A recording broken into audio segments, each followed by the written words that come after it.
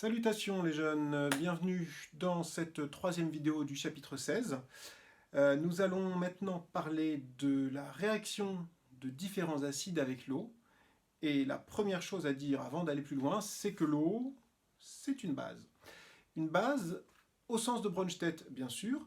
Donc l'eau H2O, c'est une espèce chimique capable d'accepter un proton. Elle se transforme alors en son acide conjugué, l'ion hydronium H3O+.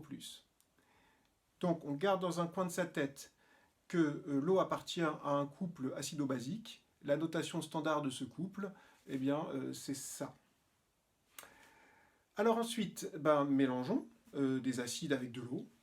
Pour prendre des acides dont le nom vous soit un peu familier, disons de l'acide chlorhydrique, HCl, et un acide carboxylique très répandu, l'acide éthanoïque. Alors, si on prépare avec chacun de ces acides une solution d'1 litre contenant 10 puissance moins 4 mol d'acide, et si l'on fait l'hypothèse que chaque molécule d'acide introduite dans le récipient de préparation réagira avec une molécule d'eau, alors on s'attend à ce que dans chaque cas, il y ait finalement une concentration en ion hydronium de 10 puissance moins 4 mol. Dans le détail, en fait, on s'attend à ce que chaque molécule d'acide que l'on a apporté dans la fiole de préparation libère un proton, et à ce que chaque proton libéré se lie à une molécule d'eau et crée à ce moment-là un ion hydronium. Donc finalement, on s'attend à récupérer autant d'ion hydronium dans la solution que de molécules d'acide qu'on a apportées dans le récipient. Dans notre exemple, la concentration en ion hydronium de 10 puissance moins 4 mol par litre qu'on obtiendrait, ça se traduirait par moins log de la concentration, donc 4, un pH de 4. Alors, avec un matériel performant, pour l'acide chlorhydrique, c'est effectivement ce qu'on obtient. Par contre, toujours avec un matériel performant, pour l'acide éthanoïque, ça ne marche pas. Le pH qu'on mesure, il a une valeur de 4,5. Et ça, ça signifie que dans le cas de l'acide éthanoïque, notre hypothèse que chaque molécule d'acide finit par se transformer en sa base conjuguée après avoir réagi avec une molécule d'eau, cette hypothèse, elle est fausse. Si elle était juste, le pH obtenu serait de 4, mais là il est de 4,5.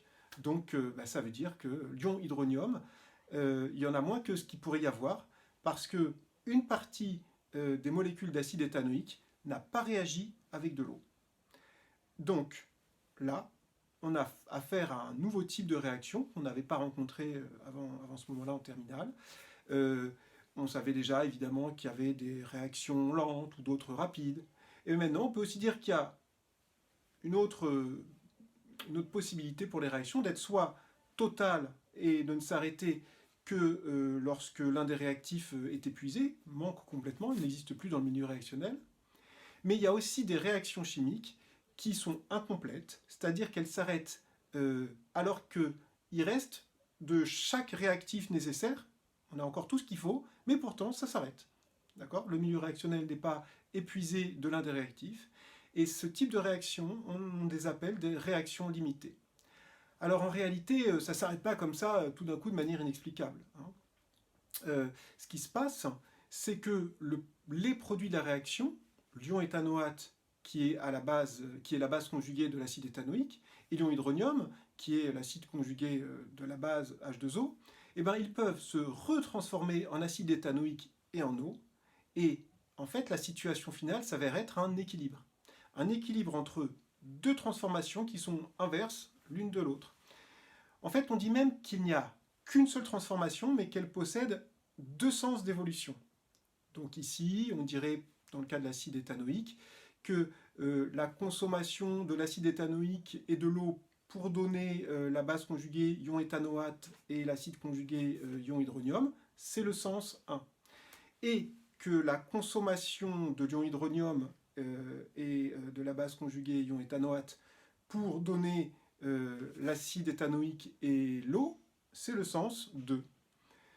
Alors, vous vous rappelez, j'espère, que la concentration des réactifs d'une transformation est un facteur cinétique. Et que donc, plus la concentration en une espèce chimique est grande, dans un milieu réactionnel, plus la réaction qui consomme ce réactif-là est rapide. Alors, pour revenir à notre situation, au tout début, lorsqu'on vient de mélanger l'acide éthanoïque et qu'il n'a pas encore réagi avec l'eau, eh ben, à ce moment-là, c'est le moment où le sens 1 est le plus rapide, puisque c'est le moment où la concentration en acide éthanoïque est la plus grande.